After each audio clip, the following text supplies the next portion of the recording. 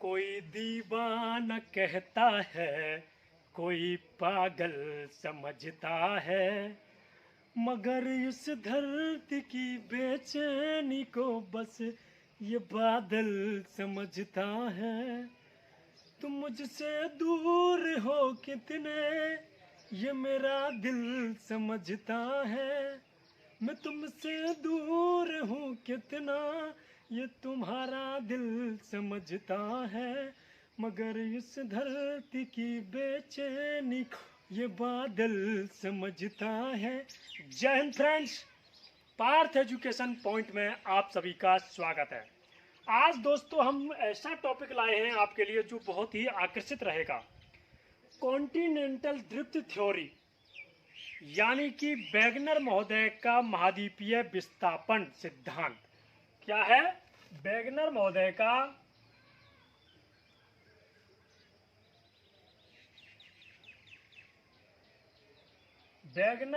का महाद्वीपीय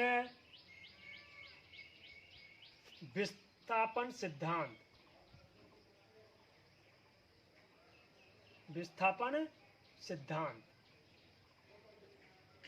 continental drift theory का मतलब क्या है?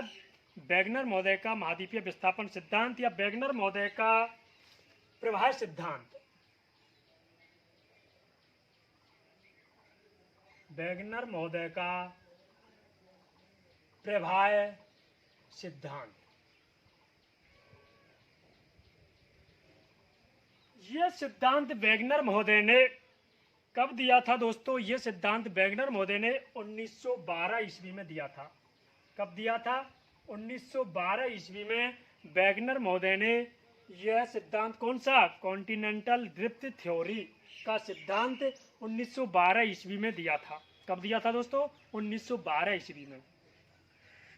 यह सिद्धांत प्रकाश में कब आया? 1922 ईस्वी में यह सिद्धांत प्रकाश में आया, यानी कि इसको प्रकाश में लाया गया 1912 ईस्वी में।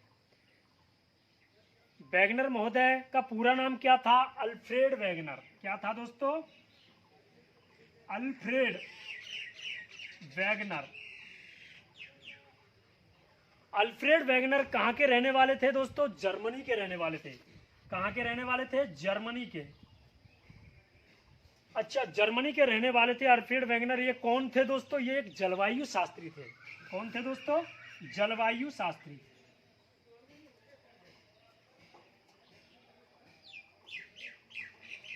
अल्फ्रेड वैगनर जर्मनी के रहने वाले थे। उन्होंने यह सिद्धांत 1912 ईस्वी में दिया और प्रकाश में यह सिद्धांत 1922 ईस्वी में आया। कौन सा सिद्धांत दिया? कॉन्टिनेंटल ड्रिफ्ट थ्योरी, यानी कि वैगनर का महाद्वीपीय विस्थापन सिद्धांत या वैगनर का महाद्वीपीय प्रवाह सिद्धांत। ये तीनों एक ही नाम हैं। वैगनर महोदय कहाँ के थे? जर्मनी के थे। वैगनर महोदय का पूरा नाम क्या था? Alfred Wegener. अल्फ्रेड वैगनर के अनुसार संपूर्ण पृथ्वी पहले एक ही स्थल खंड था। क्या था सर? संपूर्ण पृथ्वी का एक ही स्थल खंड था। वैगनर महोदय के अनुसार संपूर्ण पृथ्वी क्या थी? एक ही स्थल खंड था। और इससे पहले टेलर ने भी इसको अपने सिद्धांत को सिद्ध करने की कोशिश की, लेकिन वो सिद्ध नहीं कर पाया। टेलर ने भी इसी सिद्धांत पर काम किया था, जलवायु के सिद्धांत पर ही काम किया था। टेलर ने 1908 ईस्वी में सिद्धांत निकाला, उस पर अध्ययन करना चालू किया। टेलर के बाद वैगनर महोदय ने इस जलवायु महाद्वीपीय प्रवाह वाले सिद्धांत को आगे बढ़ाने की कोशिश की। और उन्होंने क्या बताया वैगनर महोदय ने? कि संपूर्ण पृथ्वी पहले एक आग का गोला थी। वैगनर महोदय क्या बोलते हैं? कि संपूर्ण पृथ्वी पहले क्या थी सर? एक आग का गोला थी। और इसकी उत्पत्ति कैसे हुई? सूर्य से मानी जाती है। इसकी उत्पत्ति किससे मानी जाती है दोस्तों? सूर्य के अवशेषों से। वैगनर महोदय के अनुसार संपूर्ण पृथ्वी एक आग का गोला थी, जो धीरे धीरे टाइम निकलता गया, ये आग का गोला ठंडा होता गया। जिस प्रकार यहाँ पर पादप, वनस्पति और जीव रहने लगे। लेकिन जलवायु परिवर्तन होने के कारण, उन्होंने कहा कि अचानक जलवायु परिवर्तन होने के कारण ये जो पादप और वनस्पति हैं वो स्थल के नीचे अंदर दब गए और उन्होंने कोयले का रूप धारण कर लिया। यानी कि संपूर्ण पृथ्वी पहले क्या मान ली थी वेगनर महोदय ने? एक आग का गोला थी। किससे अलग मानी जाती है? सूर्य से अलग मानी जाती है। अब वेगनर महोदय आगे क्या बोलते हैं कि जो ये संपूर्ण पृथ्वी थी हमारी, इस वेगनर महोदय के अनुसार ये कार्बोनिफेरस में एक ही स्थल खंड था। कौन से युग में? कार्बोनिफेरस युग में। कार्बोनिफेरस,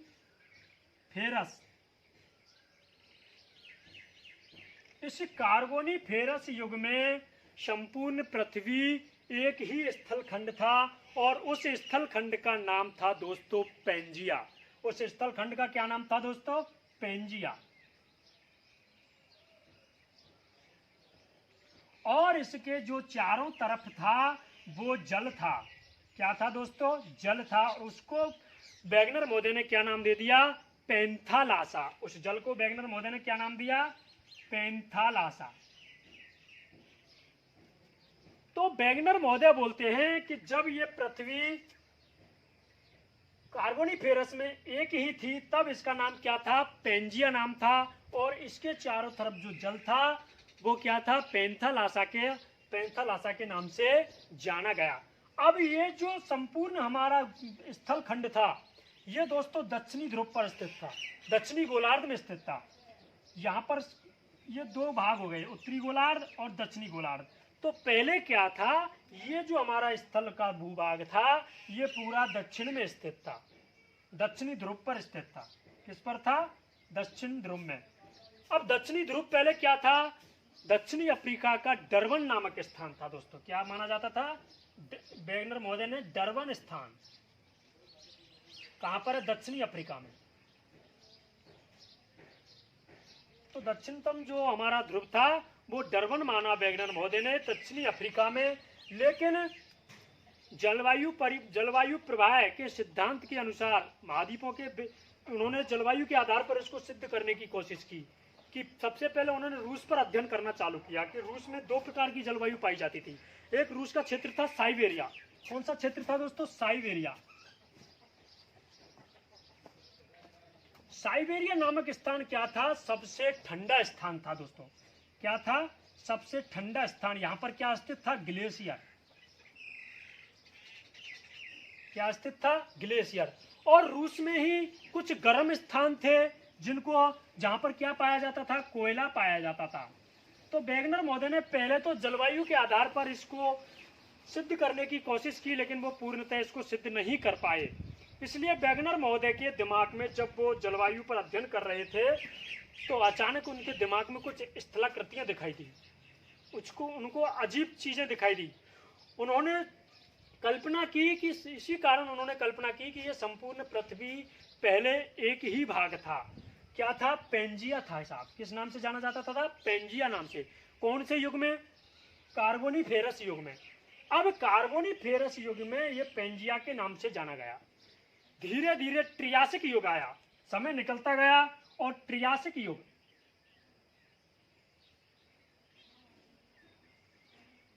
दोस्तों इस ट्रियासिक युग में वेगनर महोदय कहते हैं कि जब ट्रियासिक युग आया तब इस पेंजिया के दो टुकड़े हो गए। कितने टुकड़े हो गए दोस्तों? दो टुकड़े। कौन से युग में? ट्रियासिक युग में। जब ट्रियासिक आया तो पेंजिया के दो टुकड़े हो गए और वो दो टुकड़े किस नाम से जाने जाते थे वो वेगनर महोदय ने बताया है कि जब ये यहां पर ये हो गए दो टुकड़े, एक टुकड़ा ये हो गया, एक टुकड़ा ये हो गया और ये हो गया आपका मध्य लाइन। तो और ये पूरा जल था। और ये कौन से युग में? वेगनर महोदय के अनुसार किस युग में इसके टुकड़े हो गए? पेंजिया के दो टुकड़े हो गए थे। ऊपर के भाग को वेगनर महोदय ने लोरेशिया कहा। क्या कहा दोस्तों? लोरेशिया, जिसका दूसरा नाम क्या है? अंगारा लैंड। और जो निचला भाग था दोस्तों वो वेगनर महोदय ने गोंडवाना लैंड के नाम से जाना। वेगनर महोदय ने कहा कि कार्बोनिफेरस में तो संपूर्ण स्थलखंड एक ही था जिसका नाम पेंजिया था। उसके बाद ट्रियासिक युग आया और ट्रियासिक युग में वेगनर महोदय कहते हैं कि इसके स्थलखंड के दो टुकड़े हो गए और एक भाग अंगारा लैंड या लोरेशिया के नाम से जाना गया और दूसरा हमारा भाग गोंडवाना लैंड के नाम से जाना गया। यहां तक वेगनर महोदय ने कल्पना की सर। उसके बाद वेगनर महोदय बताते हैं कि जब ट्रियासिक युग के बाद जूरेसिक युग आया। कौन सा युग आया सर? जूरेसिक युग आया।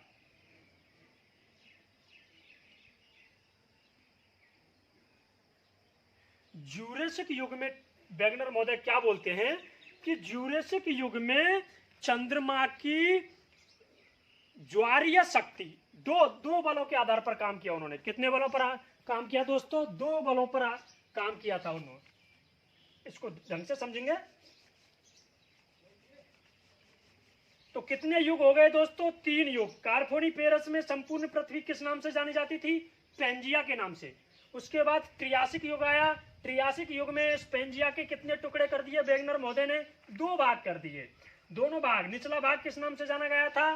निचला भाग दोस्तों गोंडवाना लैंड के नाम से जाना गया था और जो उत्तर की दिशा की तरफ भाग था उसको अंगारा लैंड के नाम से जाना गया। और अंगारा लैंड का ही दूसरा नाम हमने क्या कहा दोस्तों? लोरेशिया के नाम से जाना गया। किस नाम से जाना गया? लोरेशिया के नाम से जाना गया। अब वेगनर महोदय आगे बोलते हैं कि जब जूरेसिक युग आया। कौन सा युग आया दोस्तों? जूरेसिक युग। अब वेगनर महोदय आगे क्या कहते हैं कि जूरेसिक युग जब आया तो इससे दोनों जो अंगारा लैंड थे और गोंडवाना लैंड थे उन दोनों के भी टुकड़े हो गए। अब वो टुकड़े किस कारण हुए वो उन्होंने 2 कारणों पर जोर दिया। पहला कारण था दोस्तों चंद्रमा का जो ज्वारीय बल है उसके कारण। चंद्रमा का ज्वारीय बल, चंद्रमा का ज्वारीय बल अधिक होने के कारण। और दूसरा कारण उन्होंने दिया विषुवत रेखा। विषुवत रेखा या भूमध्य रेखा। भूमध्य रेखा, विषुवत रेखा या भूमध्य रेखा का उत्प्लावन बल। कौन सा था दोस्तों? उत्प्लावन बल।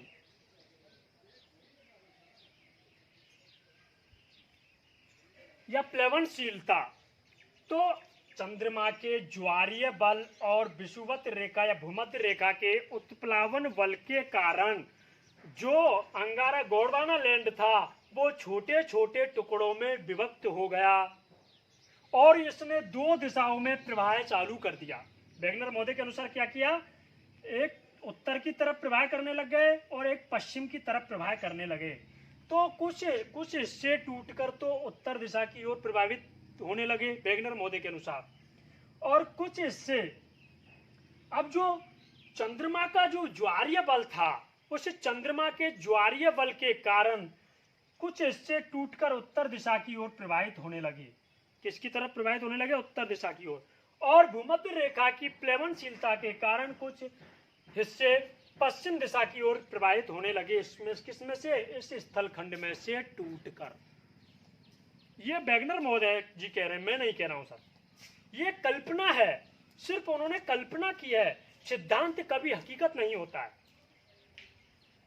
तो वेगनर महोदय ने क्या कल्पना की कि ये 2 दिशाओं में प्रवाहित होने लगे। वेगनर महोदय के अनुसार पहले क्या था? 3 भागों में बांटा गया था उस पृथ्वी की सतह को। वेगनर महोदय के अनुसार पृथ्वी की सतह को 3 भागों में बांट दिया। पहला था सियाल। पहला क्या था दोस्तों? सियाल। दूसरा था सीमा और तीसरा था निफे, केंद्र बिंदु। इसे निफे बोलेंगे। निफे सीमा, मध्यवर्ती स्तर। और सियाल।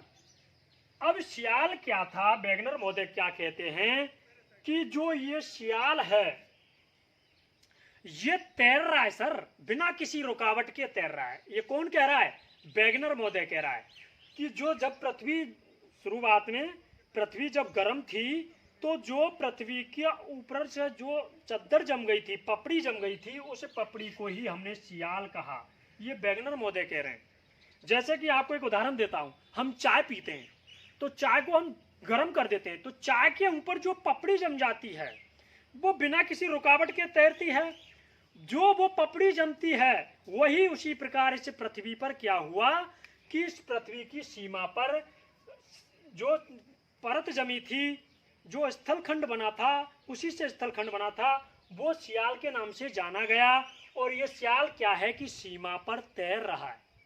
ये कौन बोल रहा है सर, वैगनर महोदय बोल रहे हैं कि जो सियाल है वो सीमा पर तैर रहा है।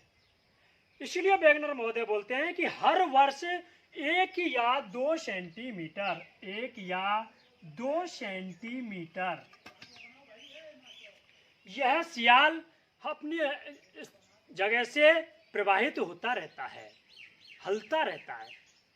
कौन बोल रहा है, ये वैगनर महोदय कहते हैं। तो कितने इसके टुकड़े किए थे इस पृथ्वी के सतह के, 3 टुकड़े, सियाल, मध्यवर्ती स्तर और हमारा निफे यानी केंद्र बिंदु। तो सीमा पर सियाल क्या कर रहा है, तैर रहा है। तो हमारा जो स्थल भाग है वो तैर रहा है, प्रवाह कर रहा है। ये वैगनर महोदय ने बताया। अब वैगनर महोदय ने बताया जब जूरेसिक युग आया, कौन सा युग आया दोस्तों, जूरेसिक युग।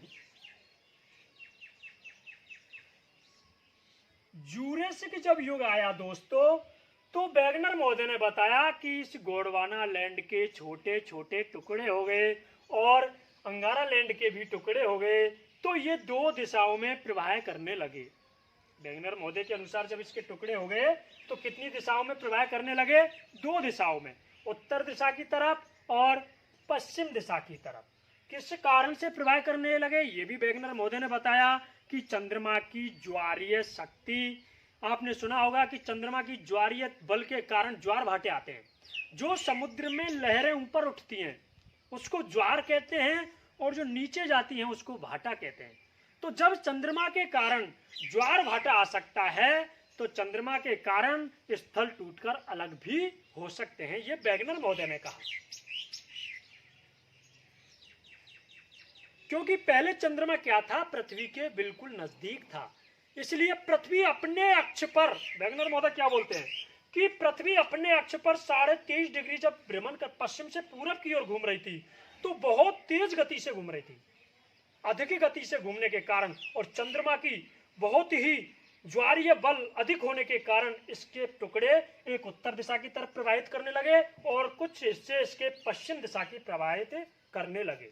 अब पश्चिम दिशा की तरफ कौन कौन से स्थलखंड प्रवाहित करने लगे और उत्तर दिशा की तरफ कौन कौन से स्थलखंड प्रवाहित करने लगे, वो हम अब आपको बताते हैं।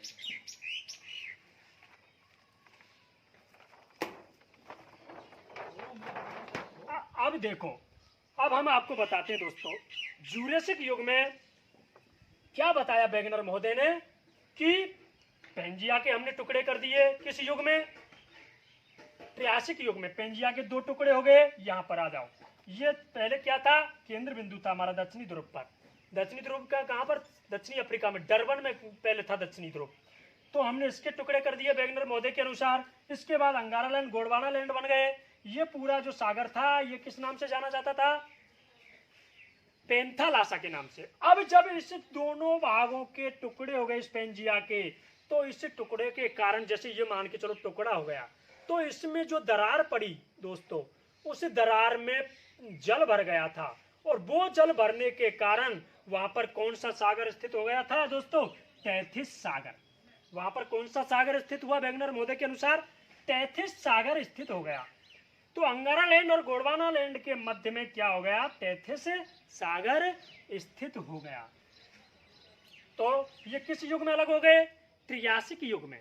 इसके बाद जूरेसिक युग आया और जूरेसिक युग के अनुसार वैगनर महोदय बोलते हैं कि गोंडवाना लैंड के और अंगारा लैंड के भी क्या हो गए, टुकड़े हो गए। सबसे पहले दोस्तों हम गोंडवाना लैंड में जब टुकड़े हुए थे तो उसमें कौन कौन से देश आते हैं वो हम आपको बताते हैं। दोस्तों गोंडवाना लैंड के सबसे महत्वपूर्ण जो देश हैं वो है दक्षिण अमेरिका, ये गोंडवाना लैंड के अंदर आता है। इसके बाद दक्षिणी अफ्रीका, गोंडवाना लैंड, मेडागास्कर, प्रादीपीय भारत और ऑस्ट्रेलिया, ये जो देश हैं ये गोंडवाना लैंड के हिस्से हैं। कौन कौन से देश दोस्तों, एक बार दोबारा रिवाइज करते हैं। दक्षिणी अमेरिका, दक्षिणी अफ्रीका, जो बड़े बड़े देश बता रहा हूं दोस्तों, प्रादीपीय भारत और ऑस्ट्रेलिया और मेडागास्कर, ये हैं, ये किसके भाग कहलाए, गोंडवाना लैंड के भाग कहलाए। अब आपको वेगनर महोदय ने इसको समझाने की बहुत अच्छी तरह से कोशिश की। वेगनर महोदय ने बताया कि जब पृथ्वी घूम रही थी तो चंद्रमा का ज्वारीय बल और इस भूमध्य रेखा का, ये मान के चलो दोस्तों भूमध्य रेखा है तुम्हारी,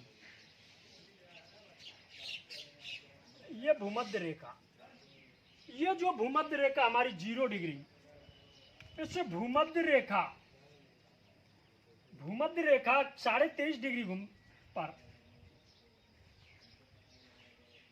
हमारी पृथ्वी कितने डिग्री पर घूम रही थी, 23.5 डिग्री पर। भूमध्य रेखा कितने डिग्री पर है, 0 डिग्री। तो ये जो भूमध्य रेखा है इसको पूरे विश्व को 2 भागों में बांट रही है। तो इस विषुवत रेखा की प्लवनशीलता और चंद्रमा की ज्वारीय बल के कारण 2 दिशाओं में प्रभावित हो गए, तो इनके टुकड़े होने चालू हो गए। तो वेगनर महोदय ने क्या कहा कि गोंडवाना लैंड के जूरेसिक युग में आके क्या हो गए, टुकड़े हो गए। अब इसके जब टुकड़े हुए तो इसके कुछ हिस्से उत्तर दिशा की ओर प्रवाहित होने लगे। जैसे ये आप यहां आ जाओ, ये दक्षिणी अमेरिका है दोस्तों और ये दक्षिणी अफ्रीका है। तो इस दक्षिणी अफ्रीका में भारत, जो भारत का हिस्सा था, प्रादीपीय भारत पहले दक्षिणी अफ्रीका का हिस्सा था। तो भारत जब इस दक्षिणी अफ्रीका से टूटा और उत्तर दिशा की, चंद्रमा की ज्वारीय शक्ति बल के कारण उत्तर दिशा की ओर प्रभावित हुआ, तो ये जो जल था ये नीचे धस गया, ये जो स्थान था। और वेगनर महोदय कहते हैं कि इस स्थान पर हिंद महासागर की स्थापना हुई। क्या कहा वेगनर महोदय ने कि जो भारत का जो प्रादीपीय भारत है वो दक्षिणी अफ्रीका से टूटकर, ये दक्षिणी अफ्रीका से टूटकर, ये मेडागास्कर है, दक्षिणी अफ्रीका से टूटकर और उत्तर दिशा की ओर प्रवाहित करने लगा, तो यहां पर हिंद महासागर की क्या हो गई, उत्पत्ति हो गई। इसके बाद वेगनर महोदय बोलते हैं कि दक्षिणी अमेरिका दक्षिणी अफ्रीका से टूटकर पश्चिम दिशा की ओर प्रवाहित किया।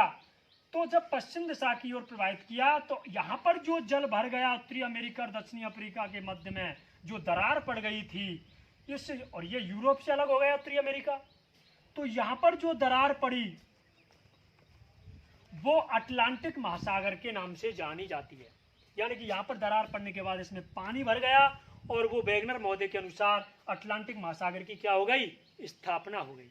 पहले क्या था, प्रशांत महासागर था। यहां पर प्रशांत महासागर, उत्तरी प्रशांत महासागर, दक्षिणी प्रशांत महासागर और प्रशांत महासागर, क्योंकि संपूर्ण पृथ्वी क्या है, गोल है। तो अगर आप यहां से इसके बाद आगे बढ़ेंगे तो आपको दक्षिणी अमेरिका और उत्तरी अमेरिका आप पहुंच जाओगे, क्योंकि ये पृथ्वी क्या है, गोल है। तो पश्चिम दिशा की ओर प्रभावित करने वाले कौन कौन से महाद्वीप थे, उत्तरी अमेरिका महाद्वीप और दक्षिणी अमेरिका महाद्वीप। उत्तरी अमेरिका महाद्वीप यूरोप और एशिया महाद्वीप से टूटकर अलग हो गया था और दक्षिणी अमेरिका महाद्वीप दक्षिणी अफ्रीका से टूटकर अलग हो गया था, जिसके कारण यहाँ जो जल भरा उसको हमने क्या कहा, अटलांटिक महासागर। अब वेगनर महोदय ने इसको और सिद्ध करने के लिए भी बताया कि यहाँ पर जो छोटे छोटे द्वीप हैं, ये जो छोटे छोटे द्वीप हैं, यहाँ पर मैक्सिको की खाड़ी है। कौन सी खाड़ी है, मैक्सिको की खाड़ी। तो जो मैक्सिको की खाड़ी का जितना क्षेत्रफल है उतना ही क्षेत्रफल इन छोटे छोटे द्वीपों का है लगभग। तो ये द्वीप इस मैक्सिको की खाड़ी को पूरा करते हैं और संपूर्ण पृथ्वी के स्थलाकृति को अगर हम जोड़ दिया जाए तो संपूर्ण पृथ्वी एक गोलाकार आकृति का रूप धारण करती है। ये वेगनर महोदय ने कहा कि एक ही स्थलखंड है। आप देख सकते हैं कि दक्षिणी अमेरिका को अगर हम दक्षिणी अफ्रीका से मिलाएंगे तो बिल्कुल लगभग ये बिल्कुल सेट बैठ रहा है, और भारत के प्रादीपीय हिस्से को अगर हम दक्षिणी अफ्रीका में मिलाएंगे तो ये यहाँ पर फिट बैठ रहा है। इस इन आंकड़ों के कारण, इन साक्ष्यों के कारण वेगनर महोदय आगे बढ़ते हैं और उन्होंने कहा कि जो दक्षिण अमेरिका अभी अलग हो गया, प्रादीपीय भारत उत्तर की ओर प्रवाहित होने लगा। अब किसी ने पूछने वाले ने पूछ लिया, भाई आप जलवायु शास्त्र हो, आप भूगोल की बात कैसे कर सकते हो? तो वेगनर महोदय चुप पड़ गए। उन्होंने किसी ने पूछ लिया कि हाँ ये बताओ, चलो हमने मान लिया कि अंगारा लैंड गोंडवाना लैंड के टुकड़े ज्वारीय शक्ति और भूमध्य रेखा की प्लवनशीलता के कारण, उत्प्लावन बल के कारण हो गया, तो पेंजिया के टुकड़े किस कारण हुए? तो वेगनर महोदय चुप पड़ गए। लोग बात पूछेंगे, जो निंदा करने वाले हैं उन्होंने निंदा की वेगनर महोदय की, तो वेगनर महोदय ने उनको समझाने की कोशिश की। उन्हें किसी ने पूछा कि चलो ये बताओ कि इन पर्वत पठारों की उत्पत्ति कैसे हुई? तो वेगनर महोदय ने क्या कहा कि जो ये नवीनतम पर्वत श्रृंखला है इनकी उत्पत्ति कैसे हुई? जो हमारा ये सियाल है, मैंने पहले बताया कि सियाल क्या कर रहा है, तैर रहा है। तो वेगनर महोदय ने कहा कि जो हमारी पृथ्वी पश्चिम से पूरब की ओर घूम रही थी, तो जो चंद्रमा का आकर्षित बल है या ज्वारीय बल है, जब उस पर पड़ा तो जो सियाल है वो सीमा से उसका घर्षण हुआ, जिस कारण पश्चिम दिशा की तरफ सबसे अधिक बल पड़ा और यहाँ पर एंडीज नामक पर्वत की स्थापना हुई, मोड़दार पर्वत श्रृंखला एंडीज। और यहाँ पर रॉकीज नामक पर्वत की स्थापना हुई। किसकी स्थापना हुई? रॉकीज नामक पर्वत की स्थापना। वेगनर महोदय ने यह भी अच्छा समझाया, लोगों के दिमाग में बैठने लगा। फिर उन्होंने पूछा, चलो हमने मान लिया कि रॉकीज पर्वत और एंडीज पर्वत की स्थापना इस प्रकार से हो गई, हमने ये भी मान लिया कि ये छोटे छोटे द्वीप हैं, ये यहाँ से टूटकर अलग हुए जो मैक्सिको की खाड़ी को पूरा कर रहे हैं। वेगनर महोदय ने एक भी कहा था कि ये छोटे छोटे जो द्वीप हैं इसलिए छूट गए थे कि जब दोनों आकर ज्वारीय बल और उत्प्लावन बल टकरा रहे थे तो कुछ इससे पीछे सरक गए, क्योंकि हमारी पृथ्वी पश्चिम से पूरब की तरफ घूम रही है वेगनर महोदय के अनुसार, तो घूमते वक्त महाद्वीप पीछे रह गए और पृथ्वी का हिस्सा आगे आता चला गया, तो कुछ हिस्से छूट गए थे, जिसके कारण महासागरों में जगह जगह हमें द्वीपों की, ग्रीनलैंड, इंडोनेशिया, इन द्वीपों की हमें स्थलाकृति दिखाई देती है। ये वेगनर महोदय ने समझाया। तो दोनों पश्चिम दिशा की ओर प्रवाहित कर रहे हैं, उत्तरी अमेरिका और दक्षिणी अमेरिका। ये भी बता दिया कि इंडीज पर्वत की स्थापना, रॉकीज की पर्वत की स्थापना किस लिए हो गई? क्योंकि पश्चिम दिशा की तरफ अधिक घर्षण बल हुआ, यानी सियाल सीमा से टकराया तो अधिक बल लगा, जिसके कारण यहाँ पर मलबा मोड़दार पर्वत श्रेणियों के रूप में, उत्थान के रूप में हो गया। तो रॉकीज और इंडीज नामक पर्वत कहाँ पर स्थित है? क्वेश्चन आएगा। रॉकीज पर्वत कहाँ पर स्थित है? उत्तरी अमेरिका में। एंडीज पर्वत दक्षिणी अमेरिका में। अब पूछने वालों ने यह भी पूछा फिर वेगनर महोदय से कि महोदय जी ये बताओ कि इस हिमालय की उत्पत्ति कैसे हुई? तो वेगनर महोदय ने इसी के आधार पर कहा कि जब चंद्रमा की ज्वारीय बल के कारण जो कुछ हिस्से उत्तर दिशा की ओर प्रभावित हुए, क्योंकि प्रायद्वीपीय भारत पहले दक्षिणी अफ्रीका का हिस्सा था, तो यहां से टूटकर जब ये ऊपर की ओर प्रभावित हुआ तो जो हमारा प्रायद्वीपीय भारत है वो एशिया महाद्वीप में से सट गया था, यानी कि स्थल से टच हो गया था, जिसके कारण यहाँ पर दबाव पड़ा और दबाव के कारण यहाँ पर हिमालय पर्वत, क्योंकि पहले यहाँ पर क्या था? तैथिस सागर था, तो उसमें मलबा एकत्रित होता गया और वो मलबा एक पर्वत श्रृंखला के रूप में उभर कर आया, जिसको हिमालय पर्वत श्रृंखला कहते हैं। और हिमालय की सबसे ऊंची चोटी 8,850 मीटर, 8,848 मीटर भी है। और इसीलिए वेगनर महोदय ने कहा है कि हर वर्ष हिमालय की ऊंचाई प्रतिदिन बढ़ती जा रही है। क्या करती जा रही है? ऊंचाई हर वर्ष प्रतिदिन बढ़ रही है, हिमालय की ऊंचाई।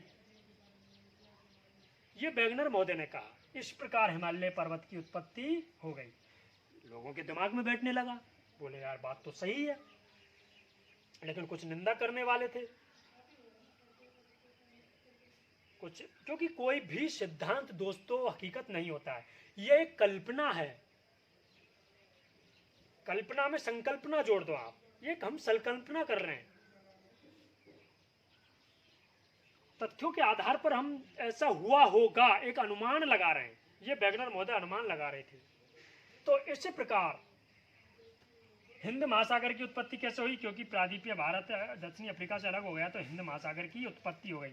अब वैगनर महोदय कहते हैं कि जो यूरोप महाद्वीप है और एशिया महाद्वीप है, यहाँ पर इतना कोई अधिक बल नहीं पड़ा जिसके कारण ये दोनों आपस में सटे हुए हैं। वैगनर महोदय ये भी बोल रहे हैं कि प्रायद्वीपीय भारत इतना ही नहीं था, ये प्रायद्वीपीय भारत तिब्बत के अंदर घुस गया, यानी कि हिमालय के ऊपर जो तिब्बत है उस तिब्बत के अंदर जब ज्वारीय बल पड़ा तो तिब्बत के अंदर उत्तर दिशा की ओर प्रभावित किया, तो तिब्बत के अंदर ये घुस गया। क्योंकि ये किससे टूटा था? ये किससे टूटा गया था? गोंडवाना लैंड से।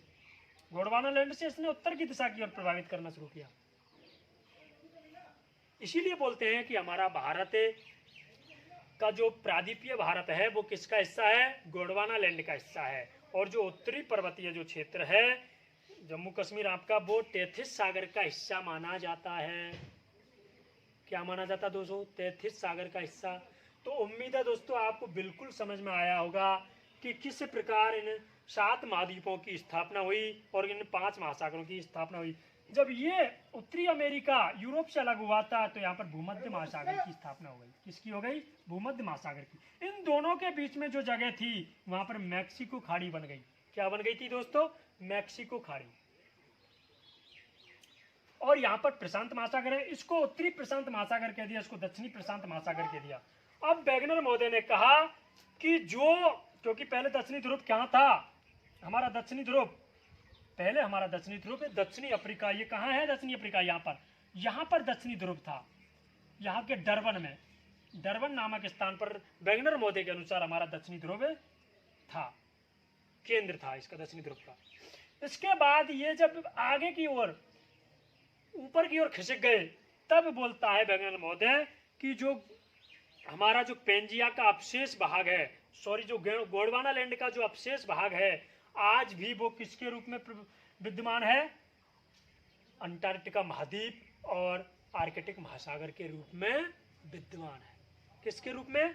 अंटार्कटिका महाद्वीप और आर्कटिक महासागर के रूप में आज भी विद्यमान है।